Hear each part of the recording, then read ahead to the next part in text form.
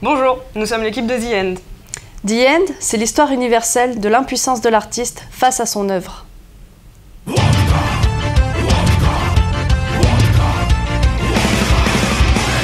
Je suis partie de ce concept et j'ai écrit le scénario. Je voulais que le film soit décousu comme un rêve, avec un environnement onirique en perpétuelle évolution, où les règles et la logique n'entravent ni notre créativité, ni nos envies graphiques. Nous voulions du matériel datant d'avant l'ère du numérique. Grâce à Monsieur Robert, un passionné de cinéma, nous avons non seulement élargi notre savoir, mais aussi obtenu tout ce qu'il nous fallait pour un décor parfait.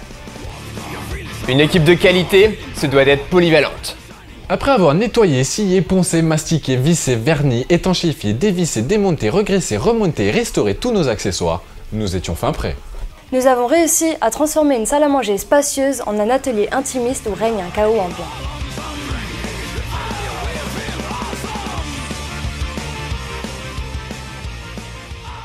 J'ai pris en charge l'intégralité du plan de la pellicule.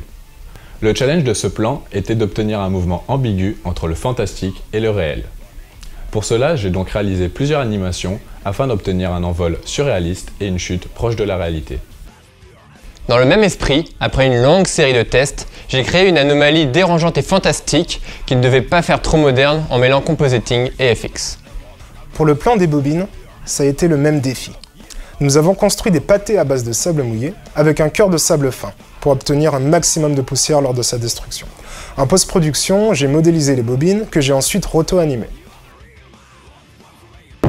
Alors pour les plans sur la plage, vu qu'on peut pas ramener la plage sur le décor, nous avons donc décidé de ramener le décor à la plage.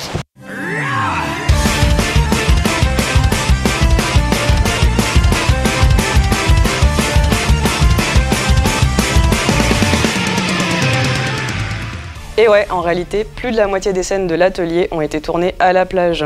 En tant que responsable de projet, j'ai appris à gérer l'équipe et les imprévus. Avec des rafales de vent à 100 km/h qui nous ont empêchés de faire tenir la tonnelle initialement prévue pour masquer la lumière du jour, nous avons donc décidé de tourner en plein soleil et de gérer en post-production l'éclairage intérieur. Alors nous on fait pas partie de l'équipe du film, mais là ils sont occupés à reconstruire un décor dans l'eau pour faire une interaction avec les vagues. Et on est à 10 jours de Noël. Le plan où la mer rentre dans l'atelier est un défi 100% compositing. Nous avons tourné dans la mer avec le plancher pour avoir des vagues vraiment réalistes. Temps de simulation, 0 secondes. J'ai étendu le parquet, rajouté les meubles et les bobines, puis j'ai récupéré les écumes avec des caillings pour les réintégrer. Lorsque The End m'a proposé de travailler avec eux, ils m'ont donné un élément de poids, carte blanche. Et comme j'ai toujours été intéressé par la destruction et que le plan s'y prêtait bien, j'ai pris le parti de tout démolir, avec l'accord de l'équipe. Pour le deuxième plan, j'ai agrandi le décor en masquant les extrémités du parquet. Avec quelques stock shots de fumée en plus, le tour était joué. Pour mes plans, je n'avais pas les ciels qu'il fallait, donc je les ai changés. Keying et rotoscopie pour le héros, Prestore et compositing pour la plage. Pour le plan du phare, j'ai décidé de jouer la carte du surréalisme à fond. La séquence du phare symbolise le cœur du film. Nous voulions un espace à la fois organique et sacral, comme une sorte de temple.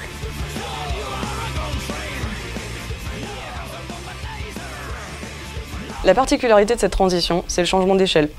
Une fois à l'intérieur, on se rapproche du héros, j'ai donc raccordé 2 mouvements de caméra en un seul. J'ai aussi proposé une transition plus complexe qu'un simple fondu au noir et modélisé une fissure à partir de plusieurs photos prises par nous-mêmes.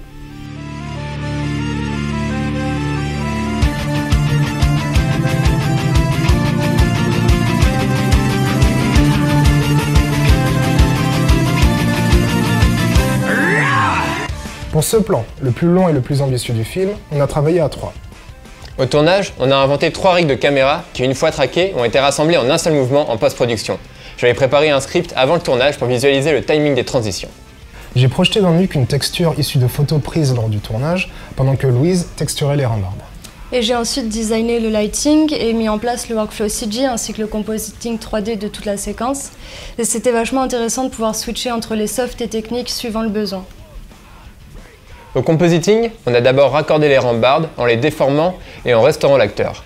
Puis on a mis en place un relight automatique et ajouté des détails sur la chemise de l'acteur en 2D ou en 3D avec du displace. La séquence de la course est le climax du film. Le héros cesse d'être spectateur et décide d'agir au sein de son film, jusqu'à en devenir partie intégrante. Nous avons gardé une charte graphique excentrique basée sur la symbolique des couleurs et inspirée de l'esthétique des films anciens, recolorisés à la Méliès.